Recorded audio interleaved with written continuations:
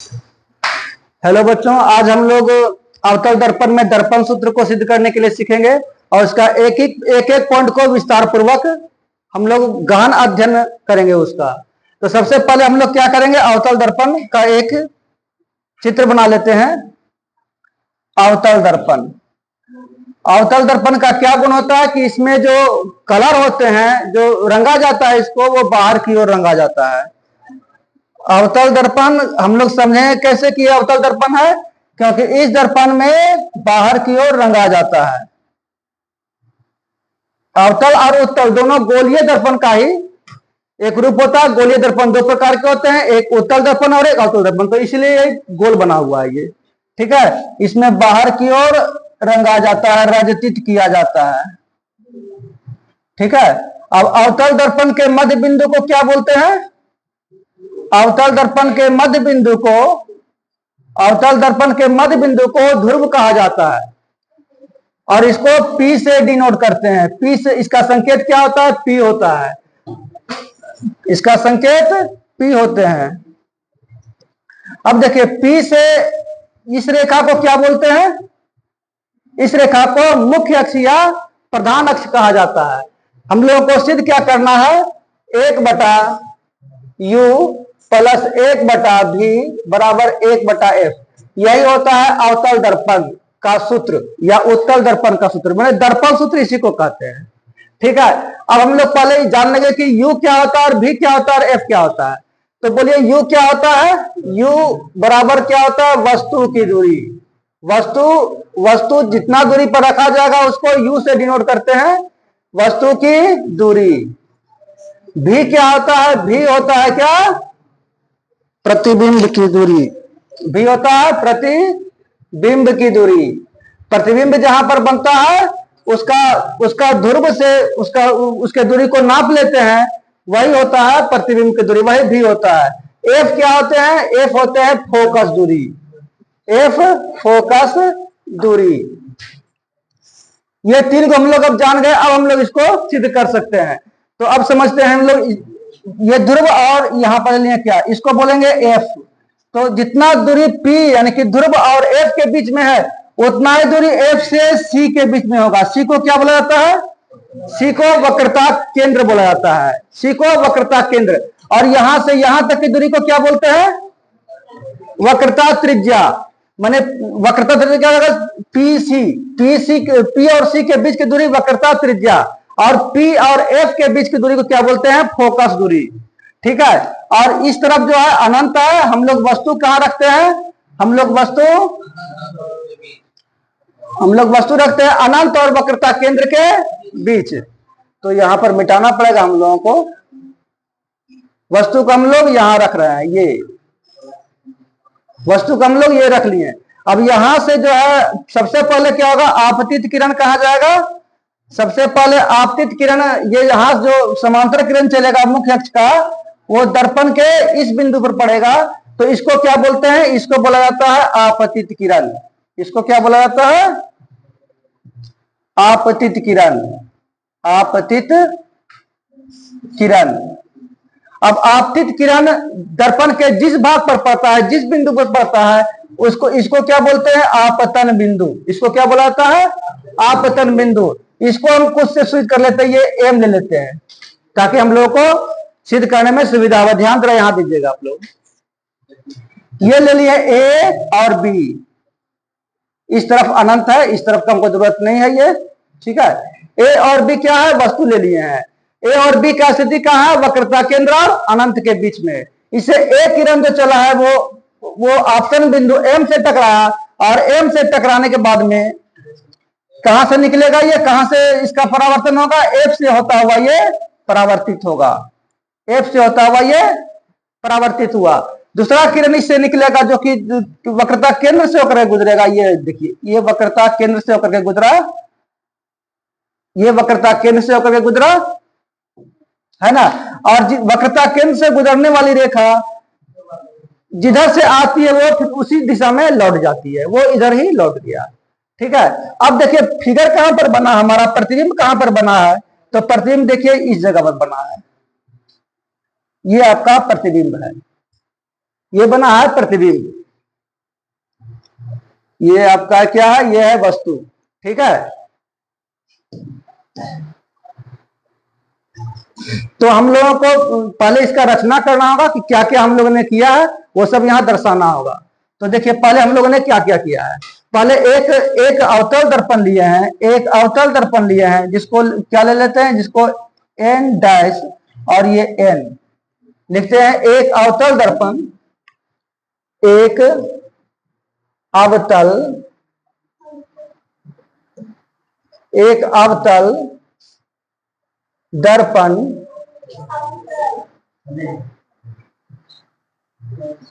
एक अवतल मिटाना ही पड़ेगा इसको।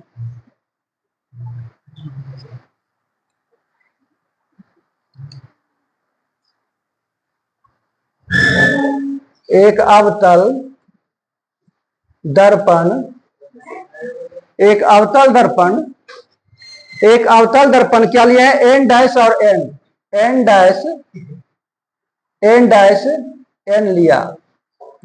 एक अवतल दर्पण n डैश n लिया, जिसका ध्रुव, जिसका ध्रुव p, जिसका ध्रुव p है, जिसका ध्रुव p है।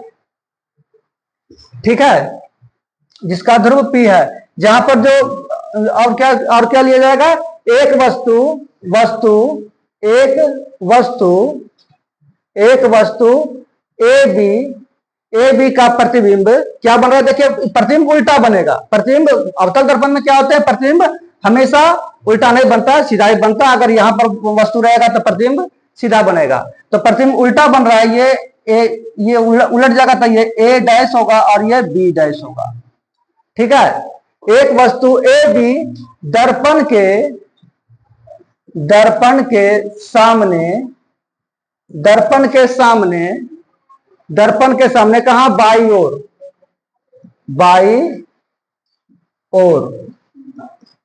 बाई ओर कहां रखा गया है, वक्रता केंद्र और अनंत के बीच, वक्रता केंद्र और अनंत के बीच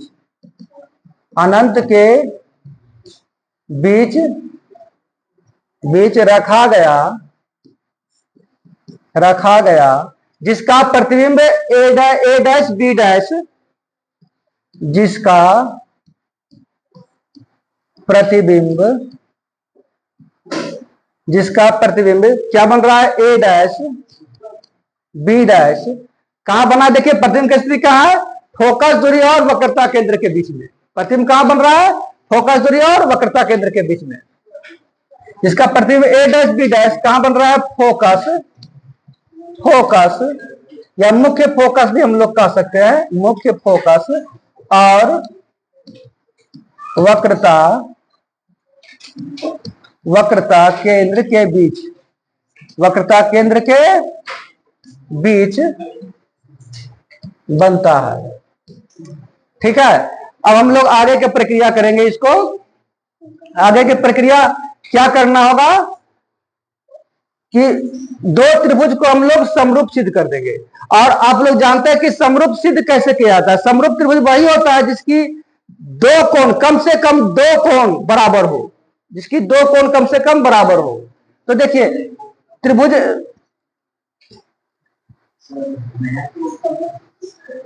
ए, नया पेज लेंगे तो इसको समझाने में नहीं बनेगा, इसको समझाना ना हम लोग पड़ेगा।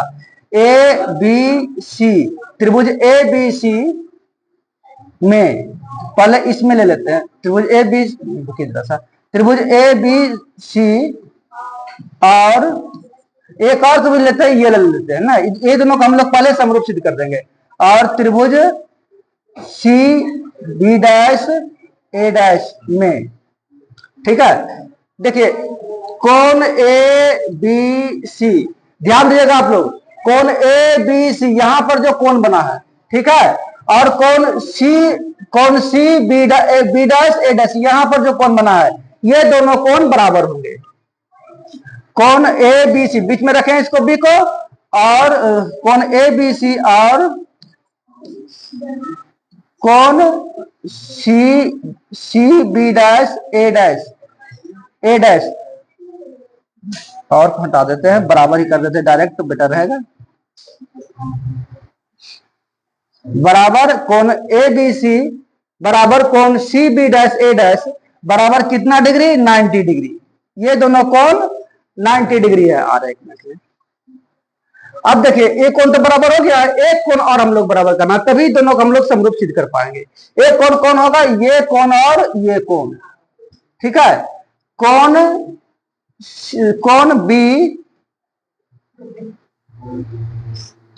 कोण बी सी ए बराबर बी सी ए बराबर कोण बी डैश सी ए डैश। देखिए ये कोण और ये कोण बराबर है। क्यों बराबर है, क्यों बराबर है, शीर्षाभिमुख कोण, शीर्षाभिमुख कोण, शीर्षाभिमुख कोण आपस में बराबर होते हैं। शीर्षाभिमुख कोण आपस में बराबर होते हैं। हमारा दो कोण, दोनों त्रिभुज का दो कोण हमारा बराबर आ गया, अर्थात बराबर होते हैं, लिख देते हैं बराबर होते हैं, ठीक है। ए समरूपता से, ए समरूपता से, ए समरूपता से त्रिभुज ए बी सी समरूप त्रिभुज बी सी ए, ये दोनों त्रिभुज समरूप हमारा सिद्ध हो गया है। ये त्रिभुज और ये त्रिभुज समरूप सिद्ध हो गया है। अब क्या लिखेंगे, समरूप त्रिभुज की भुजाएं समानुपातिक होती है। समरूप त्रिभुज की भुजाएं समानुपातिक होती, लिखने की जरूरत नहीं पड़ेगा, इसका चल जाएगा आपके मोबाइल पर। समरूप त्रिभुज की भुजाएं समानुपाती होती है। समरूप, ध्यान से समझिए, इसको लिखना बाद में। समरूप त्रिभुज की भुजाएं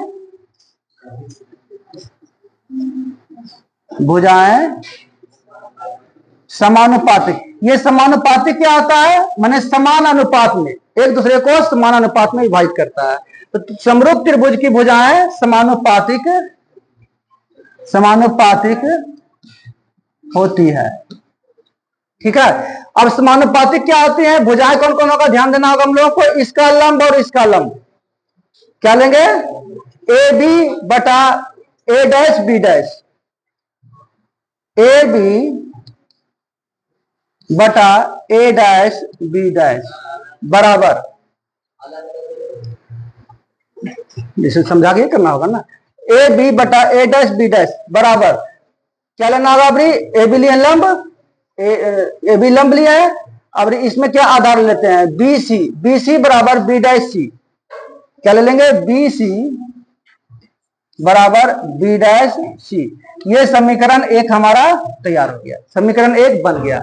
अब एक समीकरण एक तो बना है, दो त्रिभुज को हम लोग ले चुके हैं, तो दो त्रिभुज और लेना होगा, ये त्रिभुज और ये त्रिभुज। ये दरअसल टेढ़ा है, इसका द्वारक छोटा है, द्वारक छोटा होने के कारण क्या होगा, हम लोग क्या करते हैं, पहले लिख लेते हैं इसको, यहां पर इस जगह पर ले लेते हैं, एम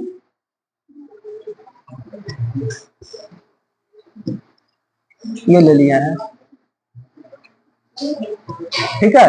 एम यहां ओ ले लिया है, एम ओ लंब पी एफ, ए ओ लंब पी एफ।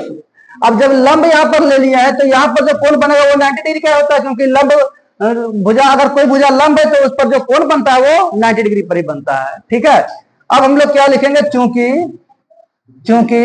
दर्पण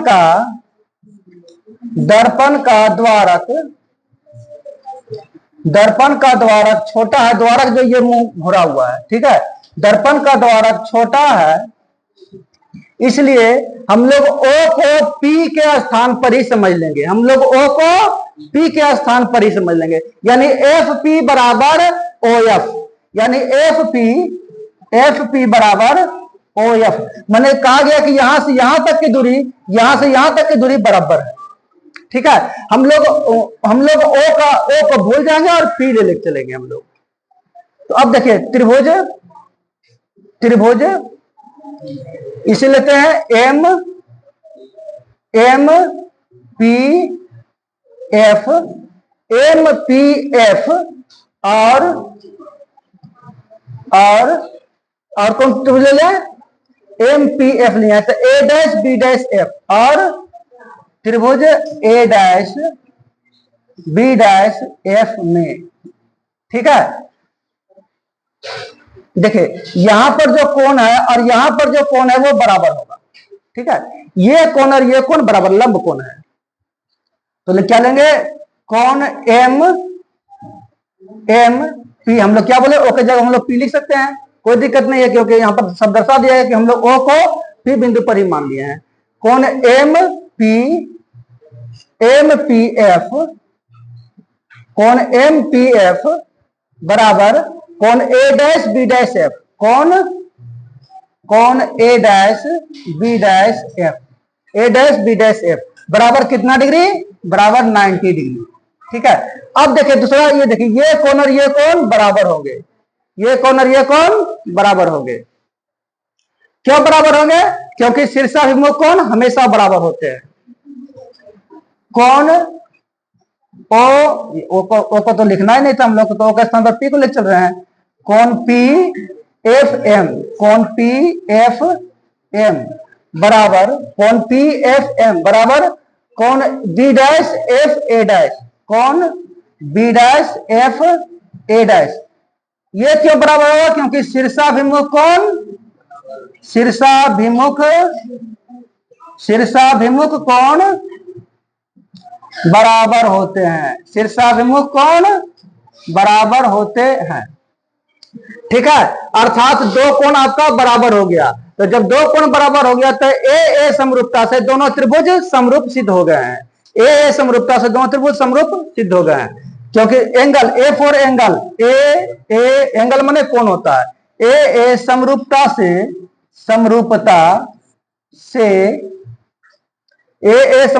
त्रिभुज एम पी एफ समरूप का चिन्ह ये हुआ, समरूप त्रिभुज पी एफ एम। अब जब समरूप त्रिभुज होगा, समरूप त्रिभुज का गुण क्या होता है, समरूप त्रिभुज की भुजाएं एक दूसरे के समानुपातिक, में दोनों की भुजाएं एक दूसरे को समान अनुपात में विभाजित करती है। या फिर से लिखना ही पड़ेगा हम लोगों को, समरूप त्रिभुज की भुजाएं समानुपातिक होती है, समरूप त्रिभुज की भुजाएं समानुपातिक होती है। ठीक है, समानुपातिक होती है, अर्थात क्या होगा भुजा इसका, देखिए एम पी ले लेते हैं, एम पी बटा इसका क्या है लंब, A dash B dash, M P बटा A dash B dash, M P बटा ए डैश बी डैश बराबर आधार बटा आधार ना, इसका आधार क्या है, देखिए पी एफ बटा F B dash, P F बटा एफ बी डैश, ये हुआ समीकरण 2। अब ध्यान दीजिएगा, एक चीज और हम समझाने जा रहे हैं जो कि बहुत महत्वपूर्ण है, इसके बाद आप लोगों को जब ये नहीं समझिएगा तो कुछ भी नहीं समझ पाइएगा। ध्यान देखिए, क्या ये दोनों एम पी या एम ओ हम लोग ओ के जगह पर हम लोग पी मान लिए हैं, तो एम पी लिखेंगे, एम पी बराबर ए बी, क्यों एम पी बराबर ए बी, क्यों आप लोग में से कोई बोलिए, एम पी बराबर ए बी क्यों, हाँ क्योंकि एम समांतर ओ बी, ये दोनों जो भुजा है एक दूसरे के समांतर है। जब एक दूसरे के समांतर है तो एम ओ या एम पी बराबर ए बी होगा। ये जो समांतर लिख दिया इसको हम लोगों को चिन्ह जो पार दिए हैं वो गड़बड़, हम लोग को समझना है खाली क्यों बराबर होते हैं। ठीक है, तो यहां लिखना पड़ेगा, क्या लिखना पड़ेगा, एम पी कहां लिख रहे हैं, एम पी क्यों लिखेंगे हम लोग, हाँ एम पी लिखना होगा ना, एम पी बराबर ए बी, एम पी बराबर ए बी, एम पी बराबर ए बी, एम पी बराबर ए बी, क्योंकि क्या लिखेगा, क्योंकि ए एम समांतर BO, क्योंकि AM समांतर BO या BP कर देते हैं, BP। ठीक है, अब समझ में आ गया। अब हम लोग MP के जगह हम लोग AB लिख सकते हैं, MP के जगह हम लोग AB लिख सकते हैं। क्यों लिखेंगे, देखिए फिर से एक बार, MP या MO के जगह पर AB हम लोग लिख सकते हैं, क्योंकि ये दोनों तो हमारा बराबर सिद्ध हो गया है। तो MP के जगह पर AB लिख देते हैं।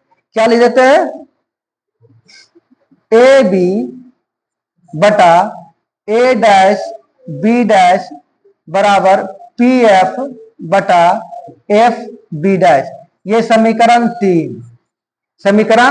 3 हमारा पूर्ण हुआ। अब 1 और 3 को लेकर के चलेंगे और हमारा ये दर्पण सूत्र सिद्ध हो जाएगा। 1 और 3 देखिए, समीकरण 1 और 3 में बाया पक्ष बराबर है, माने बाया पक्ष देखिए AB बटा A डैश B डैश, इसमें B डैश नहीं लिखे हम लोग है ना, AB बटा A डैश B डैश होगा, AB बटा A डैश B डैश, यहां भी AB बटा A डैश B डैश, माने बाया पक्ष ये दो पक्ष है, ये दोनों बराबर है, यानी बराबर दिख रहा है। तो जिस अनुपात का बाया पक्ष बराबर होगा उसका दाया पक्ष भी बराबर होगा, है ना। समीकरण 1 और 3 में बाया पक्ष बराबर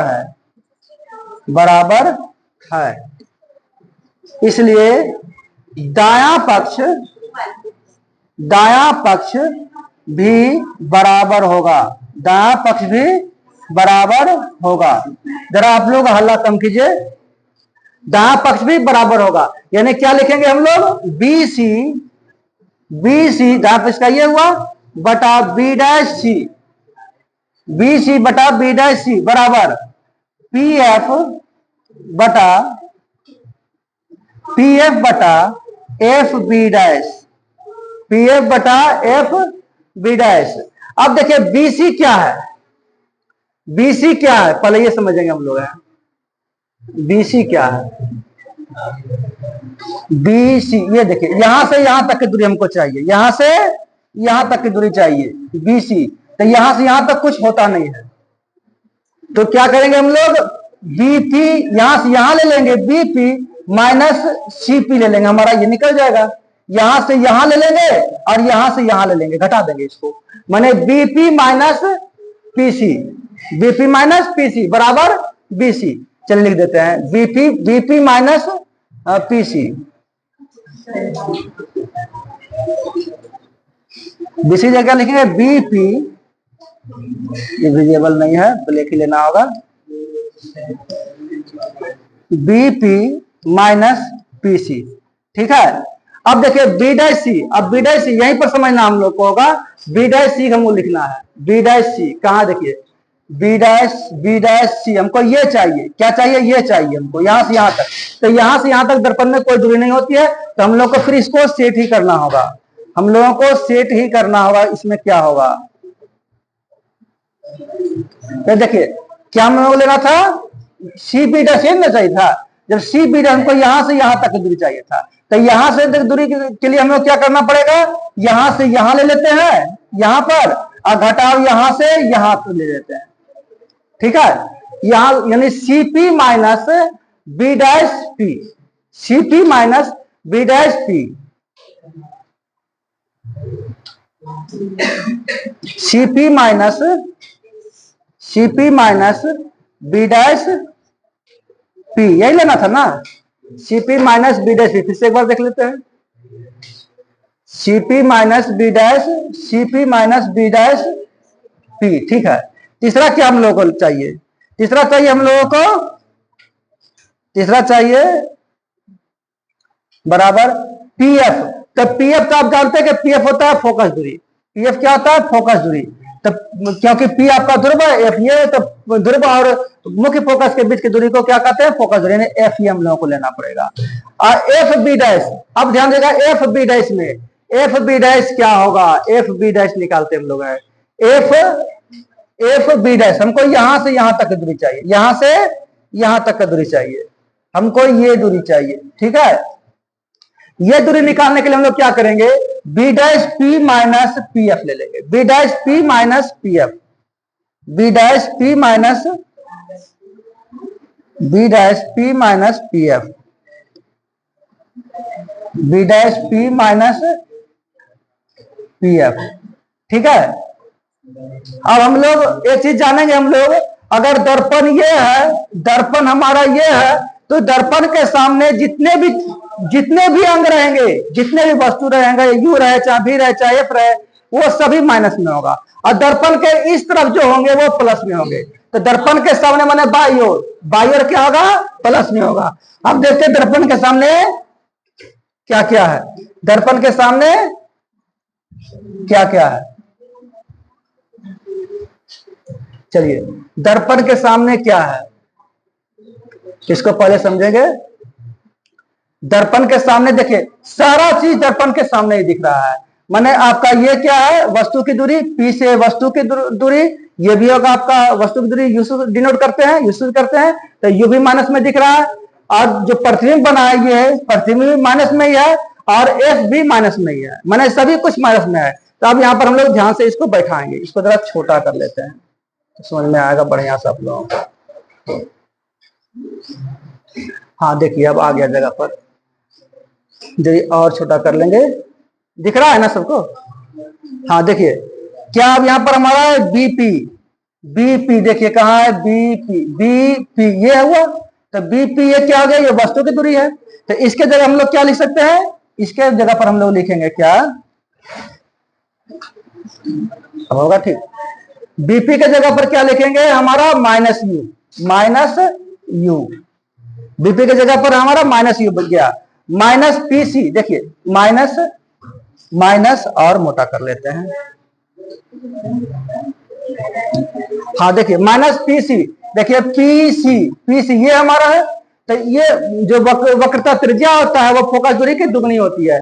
पीसी हमको चाहिए, पीसी चाहिए, तो PC PF, PF plus F C, और दोनों बराबर होते हैं, मैंने 2f हम लोग लिख सकते हैं। पीसी की जगह हम लोग क्या लिख सकते हैं, पीसी की जगह पर क्या लिख सकते हैं, पीसी जगह पर 2f लिख सकते हैं। लेकिन 2f क्या हमारा इधर तो माइनस में ही है, तो माइनस, तो ये लोग माइनस, ये माइनस पड़ा हुआ है वो इसका है, यानी ये भी माइनस में ही है, तो माइनस 2f। यहाँ ध्यान दीजिएगा, जरा सा यहाँ मिस्टेक कीजिएगा तो हिसाब गड़बड़ा जाएगा, यहाँ पर जो आपका ये चिन्ह फिर नहीं हो पाएगा। आकाश जरा इधर ध्यान दीजिएगा। अब देखिए सीपी, सीपी क्या है, यहां समझिएगा तभी होगा, यहां नहीं समझिएगा तो फिर सब गुड़ गोबर हो जाएगा। सीपी, सीपी कहा, देखिए सीपी ये चाहिए, तो ये तो हमारा 2f है, और इस तरफ है तो माइनस में ही होगा, यानी माइनस माइनस 2f। देखिए अब क्या है, ये माइनस है ना, minus B dash P, B dash P ये रहा, तो बी डैश पी देखिए भी है प्रतिबिंब की दूरी, प्रतिबिंब की दूरी को क्या कहते हैं, प्रतिबिंब की दूरी को भी से सूचित किया जाता है, यानी कि ये भी माइनस में होगा, यानी बी डैश पी यानी कि माइनस भी ये रहा, बराबर एफ, एफ भी हमारा माइनस में ही दिख रहा है, तो माइनस में ही एफ लिखना होगा। अब ये बी डैश पी देखिए, बी डैश पी माने प्रतिबिंब की दूरी, यानी ये भी माइनस में होगा, माइनस भी, माइनस माइनस पी एफ, यानी पी एफ माने मुख्य फोकस हुआ, ये भी माइनस में ही है, माइनस एफ। अब हम लोग यहीं से हम लोग सिद्ध करेंगे, अब इतना ही हम लोगों को चाहिए, इतना ही हम लोगों को समझना था, पहले समझ में आ गया। अब देखिए minus you minus minus plus 2f बटा minus 2f minus minus plus b बराबर माइनस f माइनस भी माइनस माइनस प्लस f, ठीक है। अब हम लोग जब प्लस में उसको पहले लिख सकते हैं, या फिर डायरेक्ट भी गुणा करके हमारा बना सकते हैं, क्रॉस मल्टीप्लिकेशन, ये गुना इससे और ये गुना इससे हम लोग लिख चलेंगे। तो माइनस भी को माइनस यू से क्या हो जाएगा, यू भी वो प्लस हो जाएगा, क्योंकि माइनस माइनस प्लस, माइनस भी को 2f से, तो प्लस माइनस माइनस 2f भी। अब देखिए प्लस भी को माइनस यू से, तो माइनस, पहले इसको गुना किया दोनों से, अब इसको गुना करना होगा दोनों से।